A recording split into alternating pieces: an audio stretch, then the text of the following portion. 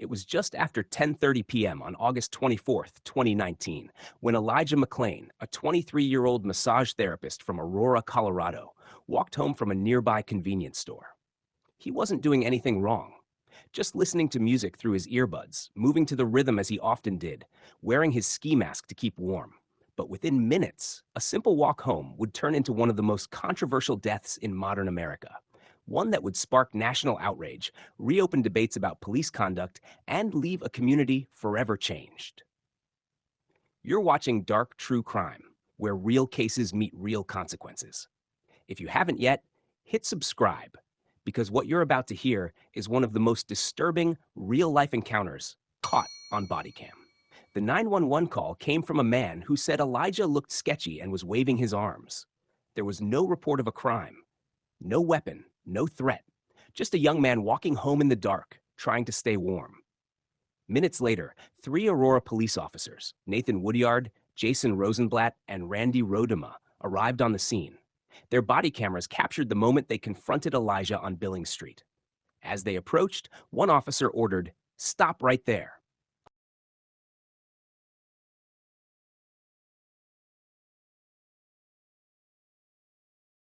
Elijah turned, confused. Do me a favor, stop right He there. tried to explain himself, Hey, saying, stop right "I'm there. an introvert. Please Stop. respect the Stop. boundaries that I'm speaking." He Stop. wasn't resisting.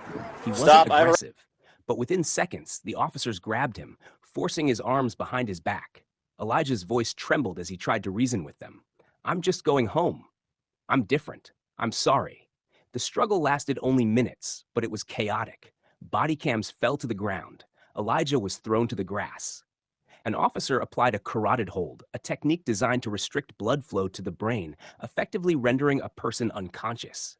It was a move the department claimed was safe. But that night, it changed everything. As Elijah lost consciousness, one officer was heard saying, "He's going out." Another replied, "Nice, move him to his side." They laughed. They searched his pockets. They even commented on his physical strength, calling him crazy strong, even though Elijah weighed just over 140 pounds. When Elijah regained consciousness moments later, his panic returned. He vomited repeatedly, gasping for air. His last words were soft, filled with fear. "I can't breathe. I don't even kill flies. I don't eat meat. I'm just different." Those words would later echo across the nation. The officers called paramedics. When the medics arrived, they made a decision that would prove fatal. Without properly assessing his condition, they injected Elijah with 500 milligrams of ketamine, a powerful sedative commonly used to subdue agitated subjects. But Elijah wasn't violent. He wasn't combative. He was handcuffed, surrounded, and already struggling to breathe. The dosage given was meant for someone weighing nearly 80 pounds more than Elijah. Within minutes of the injection, Elijah's body went limp, his breathing slowed, and before the ambulance reached the hospital, his heart stopped. When the story first broke, the Aurora Police Department issued a brief statement. The suspect resisted arrest and suffered a medical emergency. They called it a medical issue, not a use of force. They said officers followed procedure. And for months, that was the official story. No officers were charged. The body cam footage was withheld from the public. And Elijah's family, especially his mother, Shanine McClain, was left without answers. She described Elijah as a gentle soul, a self-taught violinist who played music for shelter animals. He was known for talking softly, smiling often, and apologizing even when he didn't have to. The idea that someone like him could be treated as a threat broke something in her. She began to demand accountability, and so did the world. By early 2020, the footage finally surfaced. The public could now see what really happened. Elijah begging for his life, gasping for air, and the laughter of officers who didn't seem to care. The reaction was immediate. Protests erupted in Aurora and across the United States. Musicians, athletes, and public figures began saying his name, "Justice for Elijah McClain." But even as outrage grew, Colorado officials remained hesitant. The local district attorney said he saw no criminal wrongdoing. To Elijah's family, that felt like a second death, the erasure of truth. Still, the fight didn't end there. Civil rights groups, community leaders, and independent journalists began re-examining every piece of the case. And what they uncovered suggested a pattern, not an accident, but a chain of decisions made by people who should have known better. The officers' own body cams captured inconsistencies in their statements. The autopsy report listed the cause of death as undetermined, but also mentioned intense physical exertion and ketamine administration. To Elijah's supporters, that sounded like evidence of negligence, if not murder. In the months that followed, Elijah's name would resurface again and again. During the nationwide protests of 2020, his photo carried on signs alongside George Floyd and Breonna Taylor. He became a symbol, not just of one tragedy, but of an entire system that had gone unchecked. But behind the public pressure and the headlines, something else was happening. Quietly, behind the scenes, investigators began reopening the case. New witnesses stepped forward, and the same police department that once cleared its own officers was now facing a state investigation for systemic misconduct. The truth about what happened to Elijah McClain was no longer buried. It was unraveling, piece by piece. But the next chapter would bring even more questions, and finally, a courtroom reckoning that would divide a nation. By mid-2020, the world finally began to listen. After months of silence, after official reports and closed doors, Elijah McClain's name echoed in every corner of America. His death had gone largely unnoticed when it first happened, but now it had become a rallying cry. The body cam footage released to the public was hard to watch. A young man pleading, apologizing, and gasping for air, restrained by 3 officers, and later injected with a sedative that would stop his heart.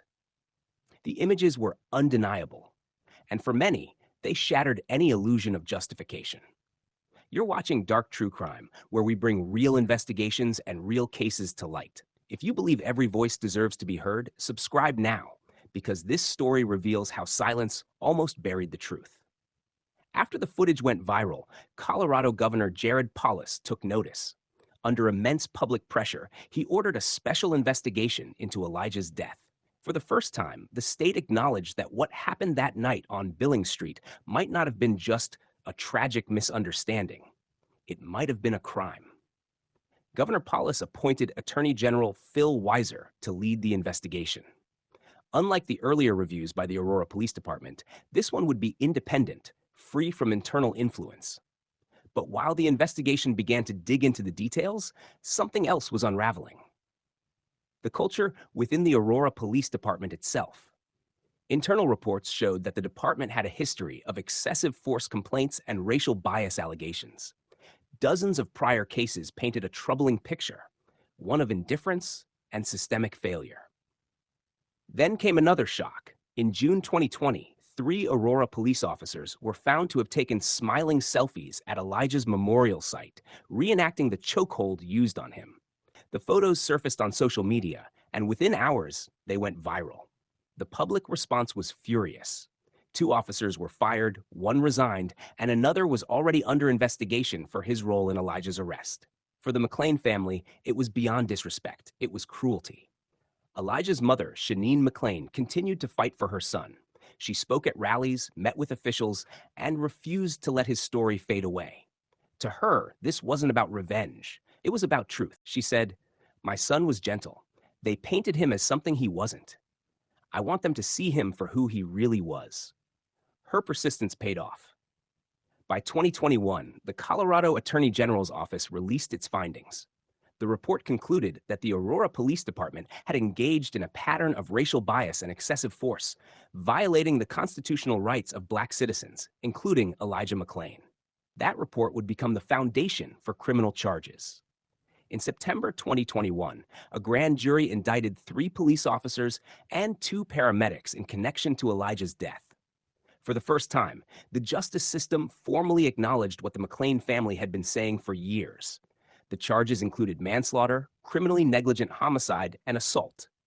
The defendants were officers Nathan Woodyard, Jason Rosenblatt, and Randy Rodema paramedics, Jeremy Cooper and Peter Sishuniich. It was a rare moment in American policing, officers and medics being held accountable together. But as trials began, the nation realized accountability would not come easily.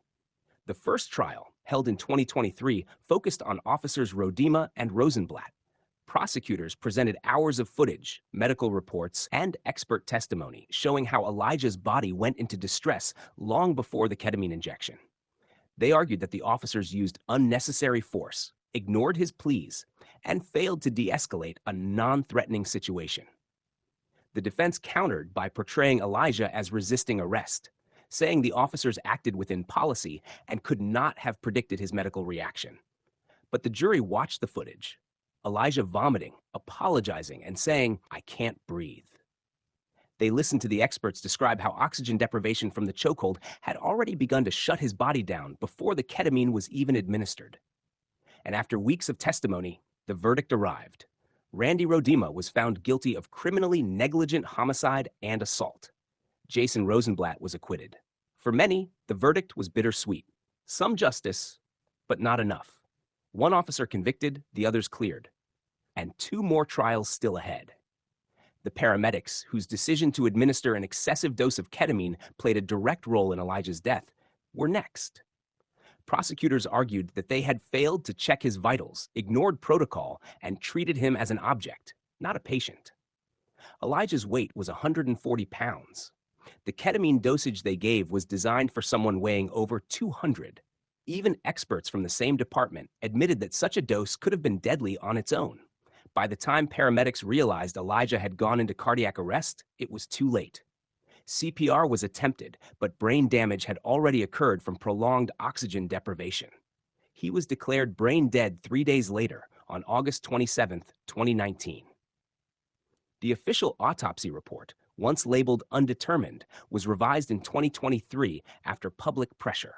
The new report stated that Elijah died from complications of ketamine administration following forcible restraint by law enforcement. In other words, the combination of the chokehold and the sedative killed him. This was no longer a mystery. It was a documented chain of fatal decisions. The trials drew national attention. Every witness testimony, every clip of footage, every medical report was analyzed on the evening news. For many Americans, Elijah's case became a test.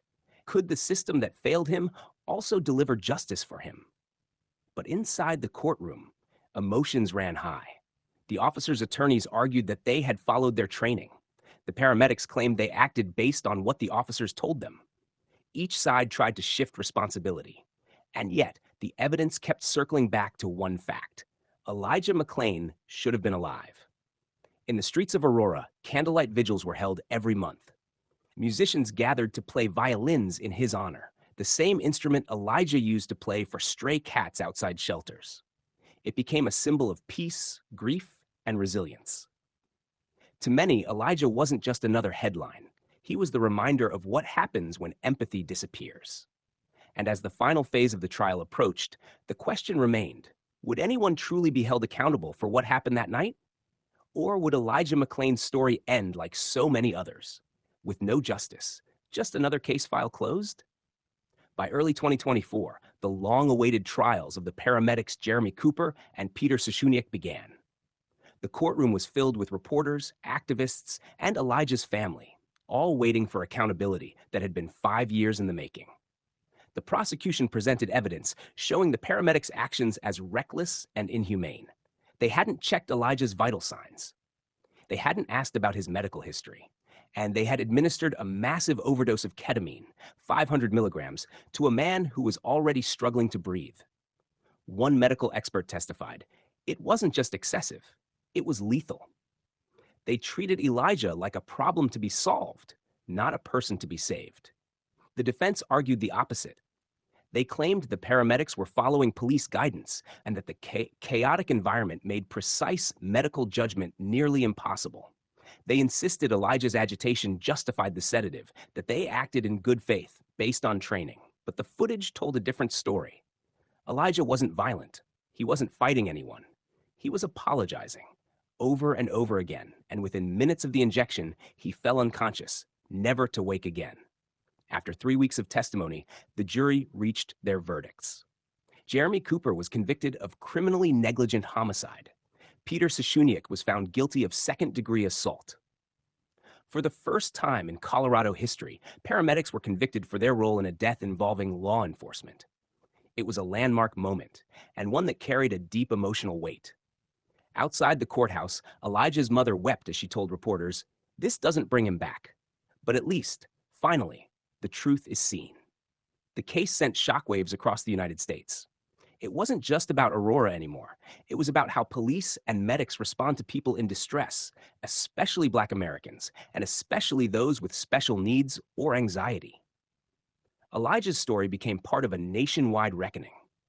In Colorado, the state legislature passed the Elijah McClain Act, banning chokeholds and severely limiting the use of sedatives like ketamine during police interactions. Officers were now required to intervene if they saw another officer using excessive force. It was reform written in his name, a life lost, but a legacy that would protect countless others. Elijah McClain was never supposed to be a symbol. He was just a young man, shy, kind, deeply empathetic, who loved to play the violin and talk to animals. He worked as a massage therapist, saved money to help his mother, and found peace in simplicity. But the world saw him too late. By the time his name was trending, he was already gone. Still, his story became a voice for the voiceless, a reminder that compassion should never be a luxury in law enforcement. In 2025, a mural was painted in downtown Denver. It showed Elijah standing with his violin, eyes closed, surrounded by glowing light. Below it, the words, "He was gentle. He was kind. Say his name." People still gather there every August to remember him, not just for how he died, but for how he lived. Because in the end, Elijah McClain's story isn't only about tragedy. It's about the fight for justice, accountability, and empathy, a fight that continues every day. If this story moved you, remember to subscribe to Dark True Crime. We uncover the real stories, the ones that force us to ask how justice can still be human. Subscribe now and don't miss the next case.